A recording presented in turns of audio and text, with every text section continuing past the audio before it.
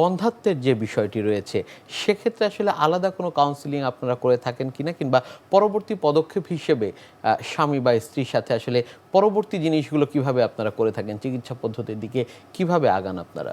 Polycystic ovarian সিনড্রোমের ক্ষেত্রে যেহেতু ovulation হচ্ছে না, এটাই মেইন বিষয়। তো সেটার ক্ষেত্রে আমরা তাদেরকে ওভাবে বলে থাকি এবং এটার একটা নির্দিষ্ট একটা গাইডলাইন আছে, যে গাইডলাইন আমরা ফলো করে থাকি স্টেপ ওয়াইজ, একটা প্যাটার্নে গাইডলাইন, যে প্রথমত তাকে কি করতে হবে, দ্বিতীয়ত তাকে কি করতে হবে, তৃতীয়ত। তো যখন আমরা তাকে লাইফস্টাইল এবং তার হচ্ছে খাদ্যাভ্যাসের ব্যাপারে তাকে বললাম এবং তাকে বলি যে 5% থেকে 10% সে যদি তার হচ্ছে ওজন কমাতে পারে, সেক্ষেত্রে কিন্তু তার ওভুলেশন অনেক ক্ষেত্রে হয়ে যায়। এই জন্য অনেক ক্ষেত্রে আমরা দেখি যে 80-90 কেজির ভদ্রমহিলা কিন্তু তাদেরও কিন্তু দেখা যাচ্ছে সন্তান ধারণ করছে, কারণ তারা তাদের পূর্বের যে ওজন সেখান থেকে তারা কিছুটা কমিয়ে আনতে পেরেছে। তো এটা তো প্রথমত গেল। দ্বিতীয়ত হচ্ছে আমরা তাদেরকে ড্রাগ দিই। পলিসিস্টিক ওভারিয়ান সিনড্রোমের সাথে বন্ধ্যাত্বে যে ড্রাগগুলো, তার মধ্যে প্রথম ড্রাগ হচ্ছে লেট্রোজল, আর এর সাথে সাথে আমরা কখনো ক্লোমিফেন সাইট্রেট এটাও দিয়ে থাকি। এবং এই যে মৌখিক যে ড্রাগটা, আমরা যে ওরাল যে ড্রাগটা দিই, সেটা দিয়ে আমরা দেখা যায় ট্রায়াল বেসিসে প্রায় 6 মাস পর্যন্ত আমরা তাদেরকে চিকিৎসা করি। এর পাশাপাশি যদি দেখি যে না, তাদের তেমনভাবে হচ্ছে কোনো ওভুলেশন হচ্ছে না, এর সাথে সাথে আমরা গোনাডোট্রপিন কিছু ইনজেকশন আছে, সেগুলো তাদেরকে দিয়ে চিকিৎসা করতে পারি। পরবর্তী পদক্ষেপ হিসাবে আরও বন্ধ্যাত্ব বিশেষজ্ঞর কাছে তারা যেতে পারে, আইইউআই এর জন্য আইভিএফ, ইক্সি, এই ধরনের চিকিৎসাগুলি তারা নিতে পারে। পিসিওএস এর সমস্যা দূর হয়ে গেলেই কি বন্ধ্যাত্বের সমস্যা দূর হয়ে যাবে? পিসিওএস এর সমস্যা দূর হলে তার যদি বন্ধ্যাত্বই মূল থাকে, তাহলে অনেকাংশে দেখা যায় বন্ধ্যাত্বের সমস্যা দূর হয়। পলিসিস্টিক ওভারিয়ান সিনড্রোম কারেক্টেড হলে দেখা যায় যে হ্যাঁ, সে মা হয়ে যায়। তবে এটাই একেবারে যে নিরাময়যোগ্য তা কিন্তু নয়, এটা ম্যানেজেবল, অর্থাৎ এটা নিয়ন্ত্রণে রাখা যায়। তো সেক্ষেত্রে একবার মা হয়ে গেছে, পরবর্তীতে যে তার আবার পলিসিস্টিক ওভারিয়ান সিনড্রোম ফিরে আসবে না তা কিন্তু না। তাকে তার জীবনযাত্রা ঠিক রাখতে হবে, তাহলে তার হয়তো সেখান থেকে পরিত্রাণ পারবে বা নিয়ন্ত্রণে রাখতে পারবে। তো পরবর্তীতে মা হওয়ার আগে আমরা যেটা বলি সেকেন্ডারি ইনফার্টিলিটি, হয়তো সে আমার কাছে সেকেন্ডারি ইনফার্টিলিটি নিয়ে আসলো, তখন দেখা গেল যে আবার তার পলিসিস্টিক ওভারিয়ান সিনড্রোম হয়েছে। পিসিওএস কি আসলে সারা জীবনের রোগ? পিসিওএস আসলে একটা ওমেনহুড ডিজিজ। ওমেনহুড ডিজিজ, এটা একটা নতুন নামকরণ করা হয়েছে এর জন্য, অর্থাৎ পুরো সময়টা জুড়েই তার পিসিওএস এর সমস্যা নিয়ে কোনো না কোনো উপসর্গ নিয়ে সে আমাদের কাছে আসতে পারে।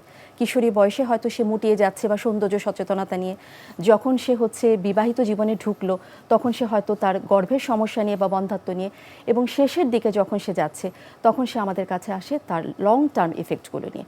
এই লং টার্ম ইফেক্টগুলোর মধ্যে প্রধান হচ্ছে মেটাবলিক ডিসঅর্ডারের জন্য যেই সমস্যাগুলো হয় সেগুলি। তার হার্ট ডিজিজ হতে পারে, তার যেহেতু কোলেস্টেরল বেশি হয়ে যায় তার হাইপার কোলেস্টেরেমিয়া হতে পারে, সেখান থেকে তার হাইপার টেনশন, স্ট্রোক, এই ধরনের সমস্যাগুলি হতে পারে। আবার পাশাপাশি দেখা যায় গাইনিরও কিছু সমস্যা হয়, তার অ্যানোভুলেশন হচ্ছে যেহেতু, তার পাশাপাশি ছোট ছোট অসংখ্য ফলিকল তৈরি হচ্ছে, সেখান থেকে তার ওভারিয়ান ক্যান্সার, আবার এন্ডোমেট্রিয়াল দেখা যায় হাইপারপ্লাসিয়া হয়ে এন্ডোমেট্রিয়াল ক্যান্সারের মতো বিভিন্ন জীবনঘাতী সমস্যাও হতে পারে। পিসিওএস এবং বন্ধ্যাত্বের এই বিষয়গুলো নিয়ে আপনার কাছ থেকে আমরা আরও শুনবো, তবে তার আগে আমাদের এই অনুষ্ঠানে একটি নিয়মিত সেগমেন্ট হচ্ছে বিভিন্ন খাদ্যের পুষ্টি গুণাগুণ সম্পর্কে আমাদের দর্শকদের জানিয়ে দেয়া। প্রিয় দর্শক, দেখছেন স্বাস্থ্য প্রতিদিন। কথা হচ্ছিল খুব গুরুত্বপূর্ণ একটি বিষয়, পিসিওএস ও বন্ধ্যাত্ব নিয়ে। অনুষ্ঠানের পর্যায়ে দেখে নেব বিভিন্ন খাদ্যের পুষ্টি গুণাগুণ সম্পর্কে আমাদের পুষ্টিবিদের কাছ থেকে। বর্তমানে অস্বাস্থ্যকর জীবনযাপন এবং শরীরের বিভিন্ন রোগের পার্শ্ব প্রতিক্রিয়া হিসেবে ছেলে মেয়ে উভয়ের মধ্যে কিন্তু বন্ধ্যাত্বজনিত সমস্যা দেখা দিচ্ছে। বেশিরভাগ ক্ষেত্রে এর অন্যতম কারণ হিসেবে আমরা বলে থাকি যে আপনার অস্বাস্থ্যকর জীবনযাপন তো হতেই পারে, অনেকের ক্ষেত্রে বিভিন্ন হরমোনাল ইমব্যালেন্সের জন্য এই জাতীয় সমস্যা হতে পারে, অনেকের ক্ষেত্রে বিভিন্ন ধরনের শারীরিক রোগ বা রোগের জটিলতা তীব্র আকার ধারণ করলে তখন ওই বন্ধ্যাত্বজনিত সমস্যা ছেলে বা মেয়ের মধ্যে দেখা দিতে পারে। তখন তো অবশ্যই ডাক্তারের পরামর্শ নিতে হবে বা ডাক্তারের শরণাপন্ন হতে হবে। পাশাপাশি আপনার খাদ্যাভ্যাসের মধ্যেও কিন্তু বেশ কিছু পরিবর্তন নিয়ে আসতে হবে। যেমন ছেলে এবং মেয়ে উভয়ের মধ্যেই যদি হরমোনাল ইমব্যালেন্স জনিত সমস্যা থেকে থাকে, সেক্ষেত্রেও খাবার কিন্তু একটি মুখ্য ভূমিকা পালন করতে পারে। অবশ্যই ডাক্তারের ট্রিটমেন্ট নেবেন, তার পাশাপাশি খাবারের মধ্যেও আপনাকে পরিবর্তন আনতে হবে। বেশ কিছু খাবারের কথা আজকে আমি মেনশন করব, যাদের দেখা যায় যে সকল ছেলেদের টেস্টোস্টেরন হরমোনের সংখ্যা আসলে কম থাকে তাদের ক্ষেত্রে, পাশাপাশি যে সকল মেয়েদের আসলে কমপ্লিকেসি হয়ে থাকছে বাচ্চা ধারণ করতে, তাদের ক্ষেত্রেও এই জাতীয় সমস্যাগুলো সমাধান করার ক্ষেত্রে সেটি কিছুটা গুরুত্বপূর্ণ ভূমিকা পালন করতে পারে। ওজন কমানোটা খুবই গুরুত্বপূর্ণ, কেননা যদি আপনার ওজন নিয়ন্ত্রণে না থাকে তাহলে কিন্তু দেখা যেতে পারে বিভিন্ন শারীরিক সমস্যা তৈরি হতে পারে। সেজন্য অবশ্যই কি করতে হবে, অতিরিক্ত ওজনজনিত সমস্যা যাদের আছে সেই সমস্যাটি কমাতে হবে। এর পরবর্তীতে যদি আমাকে বলতে হয় যে টেস্টোস্টেরন হরমোনের পরিমাণ বাড়ানোর জন্য খাবারের কথা, সেটি হচ্ছে জিঙ্ক সমৃদ্ধ খাবার। নিয়মিত জিঙ্ক সমৃদ্ধ খাবার গ্রহণ করলে সেটি কিন্তু ছেলে এবং মেয়ে উভয়ের ক্ষেত্রেই খুব ভালো উপকারিতা দিয়ে থাকে। জিঙ্ক সমৃদ্ধ খাবার আমরা ফার্স্ট ক্লাস প্রোটিন যেগুলো আছে মাছ, মাংস, ডিম, দুধ, ডাল, বিভিন্ন বাদাম এগুলো থেকে পেয়ে যেতে পারি।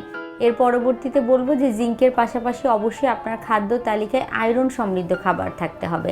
আয়রন সমৃদ্ধ খাবার হচ্ছে আমরা দুইটি উৎস থেকে পাই, একটি হিম উৎস আর একটি নন হিম উৎস। হিম উৎসগুলো হচ্ছে ফার্স্ট ক্লাস প্রোটিন মাছ, মাংস, দুধ, ডিম, ডাল, আর নন হিম উৎস হচ্ছে বিভিন্ন ধরনের ফলমূল, শাকসবজি। এর পরবর্তীতে খাদ্য তালিকায় রাখতে হবে ওমেগা 3 ফ্যাটি অ্যাসিড সমৃদ্ধ বিভিন্ন সামুদ্রিক মাছ এবং বাদাম। এইগুলো দেখা যায় যে আপনার হরমোনাল সমস্যাগুলো যদি থাকে সেই ক্ষেত্রে সেগুলো প্রশমন করার ক্ষেত্রে সাহায্য করে থাকে। তার পরবর্তীতে সেলেনিয়াম সমৃদ্ধ খাবার খাদ্য তালিকায় রাখতে পারেন, ম্যাগনেসিয়াম সমৃদ্ধ খাবার খাদ্য তালিকায় রাখতে পারেন, যেগুলো আপনাকে শারীরিক উপকারিতা অ্যাড করবে। অনেকের মধ্যে, অনেক ছেলেদের মধ্যে বিশেষ করে দেখা যায় অতিরিক্ত মদ্যপানের অভ্যাস থাকে বা অতিরিক্ত সিগারেট বা ধূমপান করে থাকেন। অবশ্যই এই দুটি বদ অভ্যাস থাকলে আপনাকে এড়িয়ে চলতে হবে, কেননা এই দুটি বদ অভ্যাসের জন্য আপনার কিন্তু কি হতে পারে, এই বন্ধ্যাত্বজনিত সমস্যা প্রকট আকার ধারণ করতে পারে। অতিরিক্ত বাহিরের খাবার গ্রহণ, অতিরিক্ত প্রক্রিয়াজাতকৃত খাবার গ্রহণ, বিভিন্ন রেডি টু কুক খাবার গ্রহণ, বাহিরের ডুবো তেলে ভাজা, একই তেল বারবার ব্যবহার করা হয় এমন খাবার গ্রহণ করার থেকে বিরত থাকতে হবে, কেননা ট্রান্স ফ্যাট সমৃদ্ধ খাবারগুলো আপনার বন্ধ্যাত্বের অন্যতম কারণ হিসেবে চিহ্নিত করা হয়ে থাকে সাধারণত। কেননা ট্রান্স ফ্যাট আসলে কি? ট্রান্স ফ্যাট হচ্ছে একই তেল বারবার ব্যবহার করে যে খাবারগুলো তৈরি করা হয় বা তেল পুড়ে যাওয়া তেল আমরা আসলে দেখে থাকি, সেই জাতীয় তেলগুলো ব্যবহার করে রান্না করা খাবারগুলো থেকে কিন্তু ট্রান্স ফ্যাট শরীরে প্রবেশ করে। সেগুলো কিন্তু আপনার শারীরিক সমস্যা বা হরমোনাল ইমব্যালেন্সের জন্য অন্যতম কারণ হিসাবে চিহ্নিত করা হয়ে থাকে। এর পাশাপাশি অ্যাক্টিভ লাইফস্টাইল মেনটেন করতে হবে, রেগুলার বা প্রতিদিন 30 থেকে 40 মিনিট হাঁটাহাঁটি করতে হবে বা ব্যায়াম করতে হবে। এতে করেও আপনার বডির বিভিন্ন ধরনের এনজাইমগুলো, বিভিন্ন ধরনের কার্যকারিতা সেটি ঠিক রাখতে সাহায্য করবে। মূল কথা, আপনার ডাক্তারের ট্রিটমেন্টের পাশাপাশি একটি হেলদি এবং ব্যালেন্স ডায়েট চার্ট মেনটেন করতে হবে, হেলদি লাইফস্টাইল মেনে চলার চেষ্টা করতে হবে। তাহলে দেখা যাবে যে এই সমস্যাগুলো কিছুটা হলেও প্রশমন করা সম্ভব।